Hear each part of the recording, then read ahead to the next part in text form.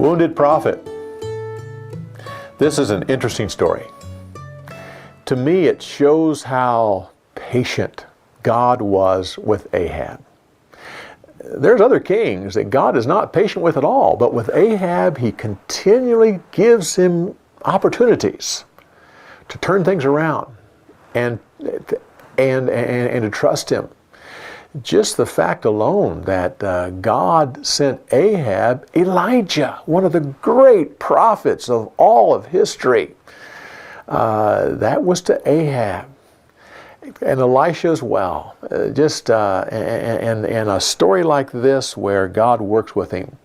I can say this, that even though the biblical writers don't like Ahab very well, and for good reason, the archaeologists of our day love him. It's because of everything that he left behind. Palaces and forts and storerooms and stuff. They love this man, not for what he did, but for what he left. The story talks about how small Ahab's army was, the army of Israel. It was like, how does it say it? It's like a small flock of goats compared to the massive army from Syria. Well, there was a good reason for this. Remember, it was only 50 years before that Jeroboam had taken his men into battle, the men of Israel, and 50,000 soldiers died.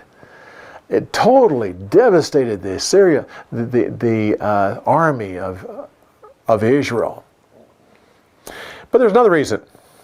The kings that came down for Jeroboam right down to Ahab, these were wicked kings. And you have to remember, in Judah, in the south, they had a righteous king, a good king. Asa was a good king and reigned for so many years.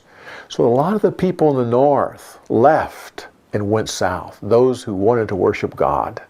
So again, there's less people to draw from.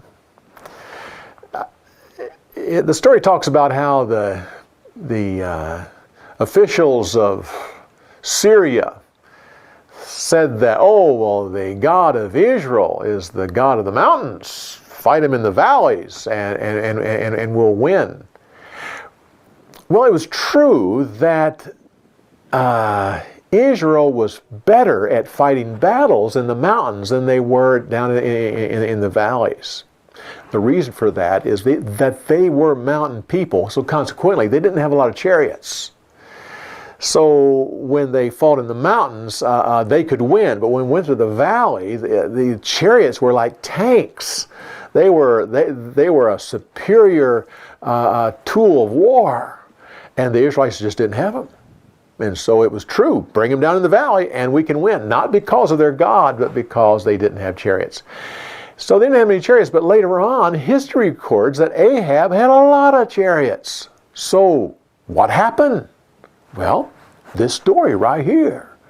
It doesn't record it, but when they won the victory over Syria, I'm sure that Ahab just collected the chariots and took them back. And so I believe this story right here gives us the reason why they would have so many.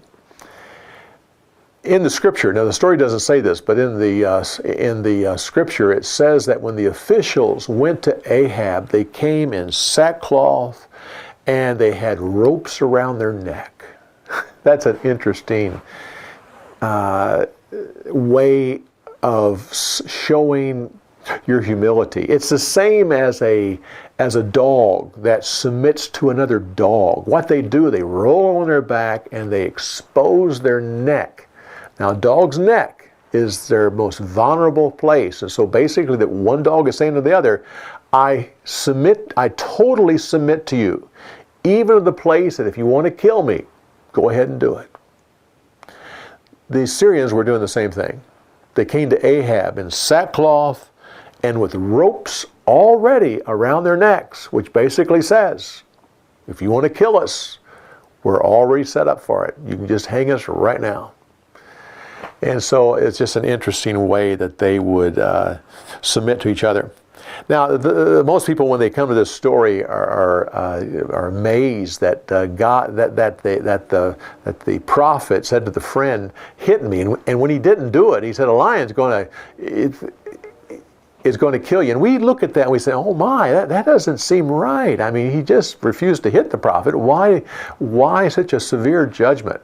Well, you have to understand, we don't know enough about what happened here. We don't know what else that man was guilty of. This could have been just the last straw, and God judged him. I'm not saying that's the way it was, because disobeying God is enough in itself. But I personally feel there was probably more to what was happening here. God made it clear that since Ahab allowed the Syrian king to live, that Ahab would take his place, and that the people of Israel would take the place of the people of Syria. And that's exactly what happened. Later on, the Syrians once again invaded Israel. And it was the Assyrians, it was the Syrians that killed Ahab. But that's a future story, and we'll get into that later. Well, this story ends with Ahab changing his mood from victory to being angry and depressed. And that alone leads us right in to the next story about Naboth. So, come back next week and we continue on with Story Insights on the Story of the Week. We'll see you next week.